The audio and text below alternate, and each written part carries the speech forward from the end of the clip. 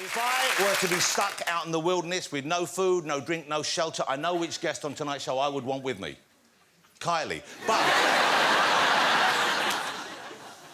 if I wanted to survive, it has to be, of course, the go-to guide for living in the wild. It's Bear Grylls, ladies and gentlemen. Come on.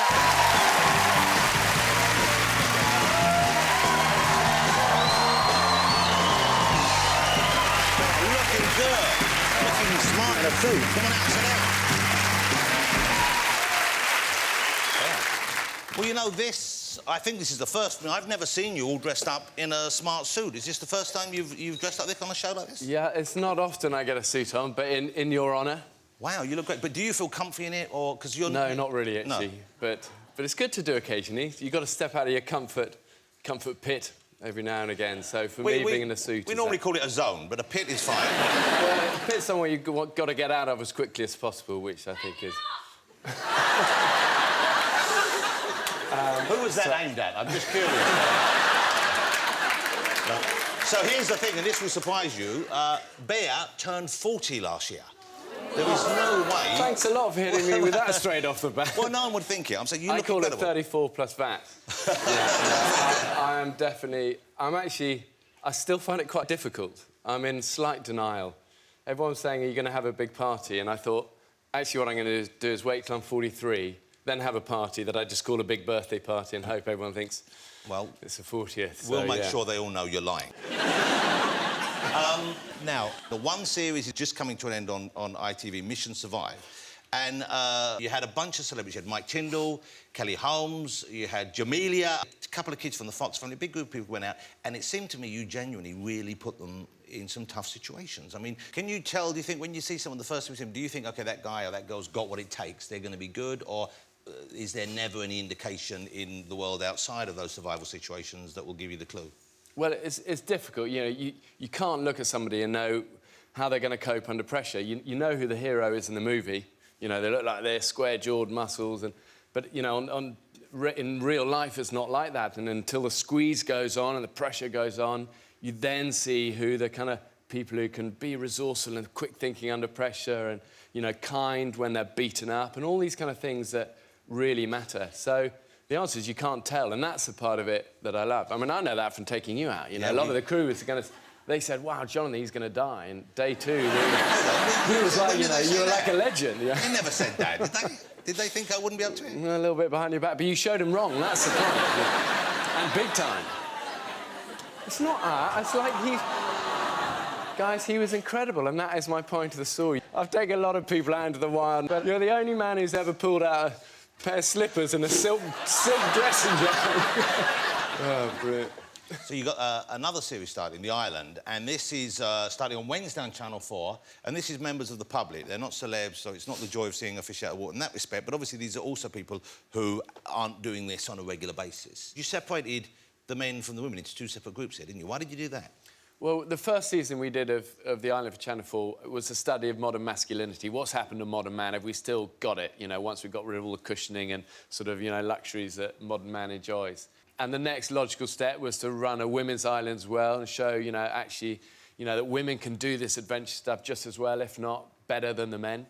So we ran two parallel islands, 14 men, 14 women, 6 weeks. This time they were there in the rainy season, so it was brutal. They have literally nothing.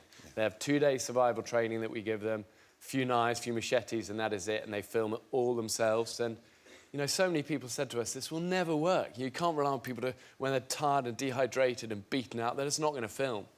But they did, and the story was actually really inspiring, you know. Well, before we get to that, let's see at the beginning of the journey, and you'll see someone is complaining, and it does make me think, you know, what did she think she was signing on for? But have a look at this. This is at the very beginning. But the question is, so what was she expecting? Did she think you were going to carry her over and build her a tent? Like, she must have known that was coming. You're right. Part of it is that everybody imagines, could they do it? Yeah. You know, if they're stripped of anything, can they do it? But, you know, you get out there and the reality of it, and they are just broken at the start. And it's the shock of capture, almost. It's like, you know, the wild hits them around the chops. Suddenly and how do you deal with it? And some crumble. And some, you know, the harder it gets and the more beaten up they get, that glint in their eye comes alive. And the show is seeing, you know, who thrives and who doesn't. But this season, definitely for me, I mean, did get to a point a couple of times where we genuinely, TV aside, almost had to step in and go, the whole thing's off. You know, you guys, we've got a duty of care to you guys to, you know, stay alive. So, and then something happened that changed it. So it was on a knife edge a lot, but they did it. And those that endured won my respect big time. Wow. Let me ask you about home life a little bit. It's a fairly remote place you live on, isn't it? It's a fairly kind of quiet island that you're on up there. I mean, there it is. It looks pretty bleak. Yeah, that's... I mean, I'll be honest, it looks like a jail, is what it looks like. So that's a harsh photo again. That was actually when we bought it. We're giving it a lick of paint now. Oh, well, that would make all the difference in the world. Yeah, no electricity. It's got no mains electricity, no running water. That's a bad photo as well. Look, that one. It's got no... Now it has electricity, though, doesn't it? Well, this will keep people away. This is great. I love it. But it's a few miles offshore. It's a wild part of, beautiful part of Wales. We love it. You know, it still has no mains electricity or, you know, mains water. We collect rainwater off the roof. We have, you know, some solar panels and stuff for the evening. You do know... goes, can't we get a hairdryer? You know. She hasn't got a hairdryer? No. What's wrong with you? Go outside. It's blowing 40 knots. You had a slide that went off into the sea. We have a picture of this, I think, and this looks about as dangerous as something could be. Yeah. Did you actually used to go down that? Yeah, we did get in a little bit of trouble for that because it didn't have permission, so we had to take it down for the council, so we had to take it... I'll tell you what, it was wicked fun, though. You do hit the... I actually built it with a little bit of a lip at the bottom that I thought would give you a bit of air as you go off it, but actually...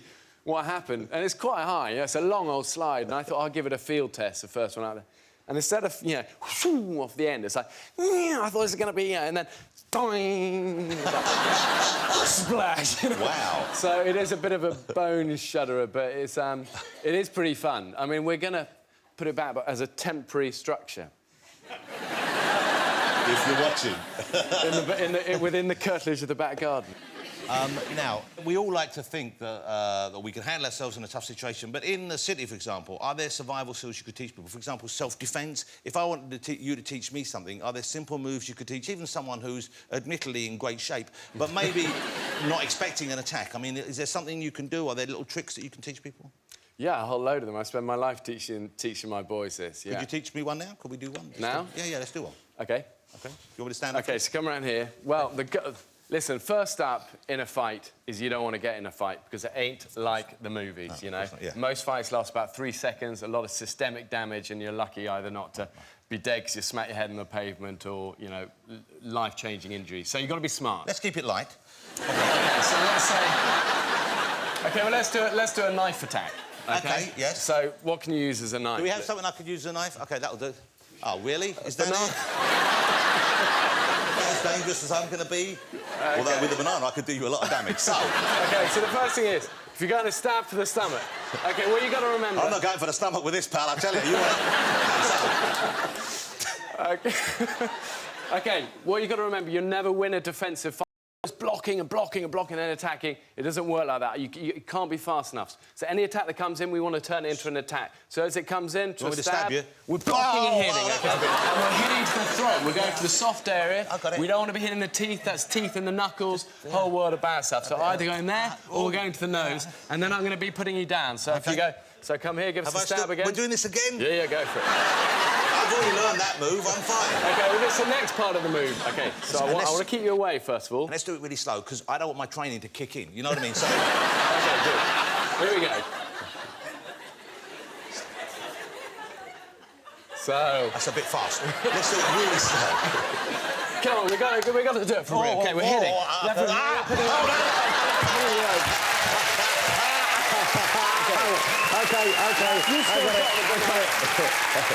I got it. Yeah. You still got the banana, though. Yeah. This is where the foot goes in the shoulder. That comes out. I didn't still have the banana. Just in case he did. You can't put it back in my hand just so you can kick me in the shoulder.